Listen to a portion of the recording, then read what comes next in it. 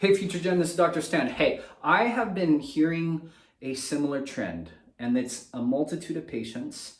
And it's one of those things that I've noticed is it's part of, I've said that, I've shared this before on social media, I've shared this before on our newsletters. Chiropractic amnesia is a thing where you come with a certain severity of chronicity issues, chronic issues, and you get better. And you get better because your nervous system starts to heal your body and starts to self-regulate your body and self-heal your body in a way that it's made to and programmed to.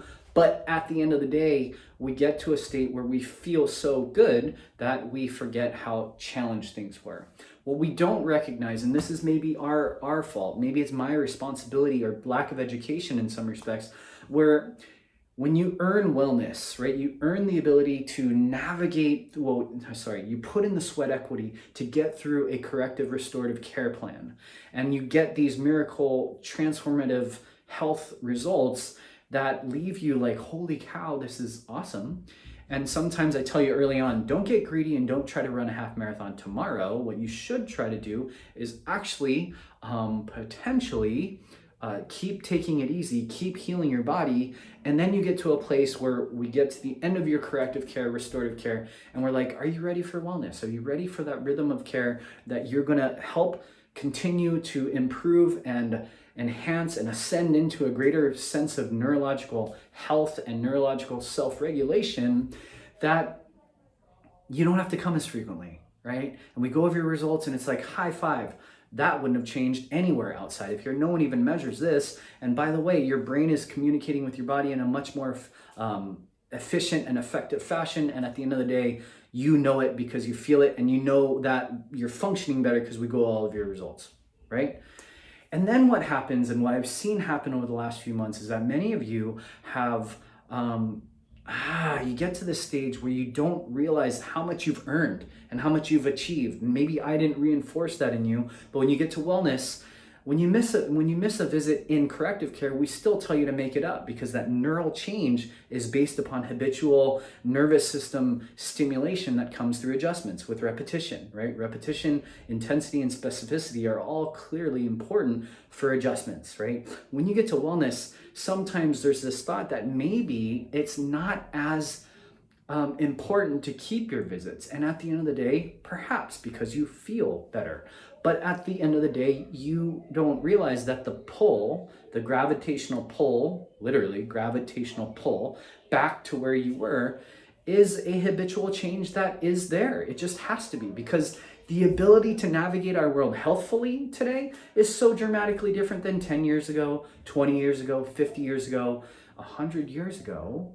One, because there wasn't this conventional system, pharmaceutical-driven system that says, you need these drugs, take these pills forever, right? And there wasn't this chemical industry in the world that's polluting our environment with 80 to 100,000 chemicals every year that our system doesn't have any adaptability to. Now we have these tech companies that have glued us to our devices, EMFs and all these electromagnetic invisible frequencies affecting our cellular genetic makeup to a point where we have these chronic problems. And oh, by the way, over the last year, we've had anxiety through the roof, depression through the roof, all these mental health challenges that your nervous system still has to deal with.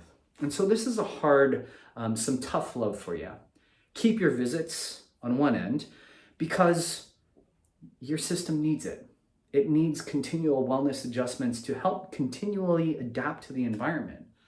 But on the other end, keep your visits because it's for the entire vibrancy of your family. And I know many of you have earned it with your family.